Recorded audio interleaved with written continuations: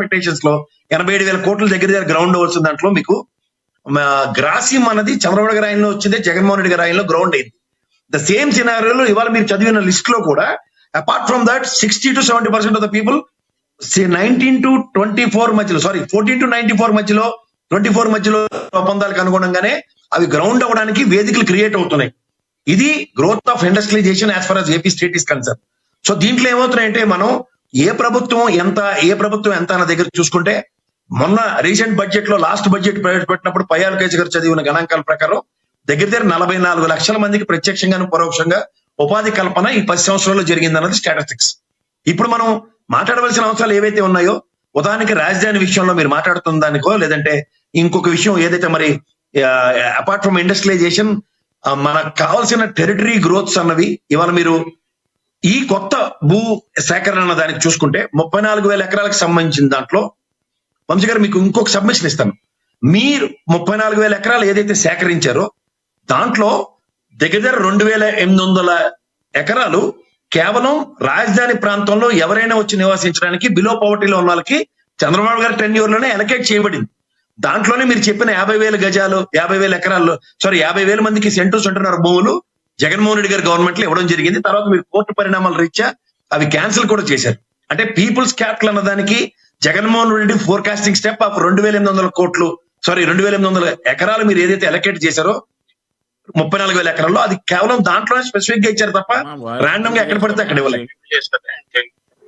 మూడోది, ఇవాళ మీరు మాట్లాడుతున్న రాజధాని అంశంలో ఇవాళ తీసుకున్న 34,000 ఎకరాలకి మీరు కనీసం సీడ్ క్యాపిటల్ రోడ్డు కానీ, కరకట్ట రోడ్డు కానీ మీ ప్రాయోజిత కార్యక్రమాలు నిర్వర్తించకుండా నారాయణ గారు కానీ, గౌరవ ముఖ్యమంత్రి గారు కానీ మాట్లాడుతున్న దాంట్లో on aggregate of investment of 1 lakh crores, 34,000 ఎకరాలకే దగ్గర మీరు 1,00,000 కోట్లు అన్నప్పుడు మీరు ఇంకో 45,000 ఎకరాల భూ సేకరణకి again it's going to be 1 lakh crores.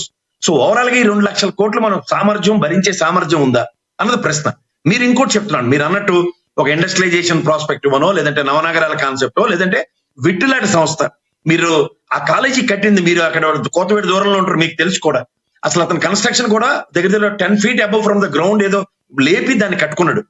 ఆ టైప్ ఆఫ్ కన్స్ట్రక్షన్ ఇవాళ అమరావతిలో మన ప్రభుత్వం సంబంధించిన భవనాలు ఏమైనా కట్టబడుతున్నాయి చూడండి.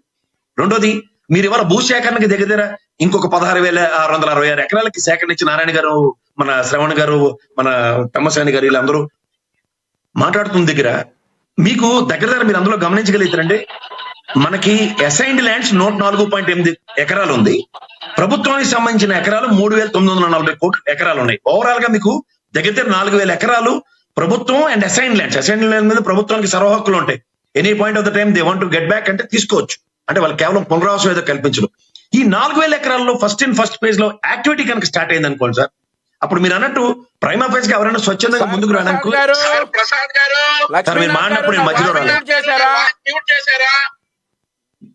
మీరు మాట్లాడినప్పుడు నేను మాట్లాడలేదు. మీరు చెప్పింది మేము వినలేదా? వాయిస్ డబుల్ గా వినబడుతుంది. చెప్పేది సోది కదా. వంశీ గారు మీరు చెప్పినా నేను చెప్పాను, కాశీం వచ్చిందని చెప్పాను.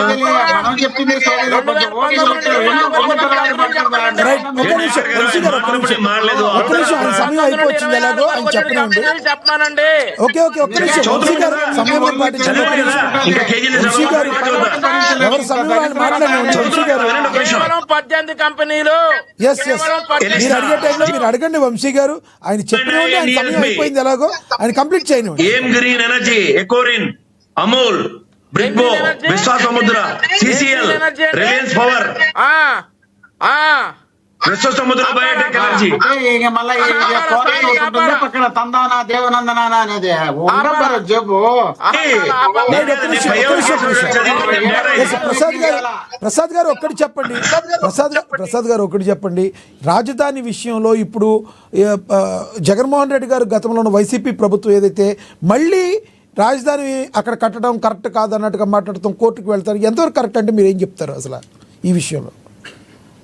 ఇప్పుడు ఆయన చెప్పేది మధ్యలో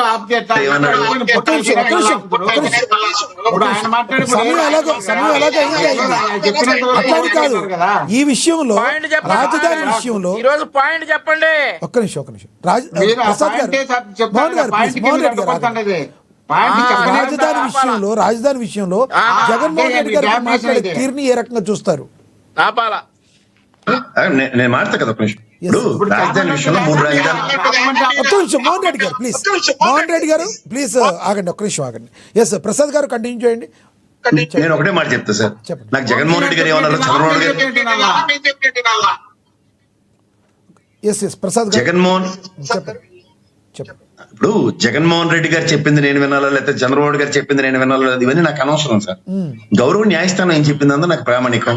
రైట్. ఈ జగన్మోహన్ రెడ్డి గారు ఆ రోజు 3 రాజధానులు అన్న మాటని గౌరవ న్యాయస్థానం రిట్ ఆఫ్ మ్యాండమస్ తీర్పు అనగానే ఈ ప్రభుత్వం అంటే జగన్మోహన్ రెడ్డి గారి ప్రభుత్వం 3 రాజధానుల బిల్లు విరమించుకుంది. అయిపోయింది. There is matter. Right. ఇవాళ మనకి అమరావతి రాజధానిగా గత చంద్రబాబు నాయుడు గారి గవర్నమెంట్ అనుకోండి, జగన్మోహన్ రెడ్డి గారు అని దాన్నే సెంట్రిక్ గా with correspondence with respective government అన్న దగ్గర వీళ్ళకి చేతకాంతాలని జగన్మోహన్ రెడ్డి మీద ఆపాదిద్దామంటే ఇవాళ శాశ్వత రాజధాని గజెట్ తెమ్మంటే అది తేట్లే 18 నెలల పైకి వెళ్ళిపోయింది. కేంద్ర ప్రభుత్వంలో బీజేపీలో డబుల్ ఇంజిన్ సర్కార్ అంటారు. వాడు మొన్న పార్లమెంట్ సమావేశంలో గజెట్ కూడా పెట్టలేదు. ఇచ్చారా సార్? టైం ఉంది కదా, ఇంకా టైం ఉంది కదా, గెజెట్ రావడానికి టైం ఉంది, ఇంకా 3 సంవత్సరాలు సార్ టైం మీరు ఉంది. ఆంధ్రప్రదేశ్ పౌరుడేనండి? అలా కదండి, మీరు ఆంధ్రప్రదేశ్ పౌరుడే కదా. మీరు అవునండి. మనకి పవన్ కళ్యాణ్ గారు కూడా చెప్తుంటారు సార్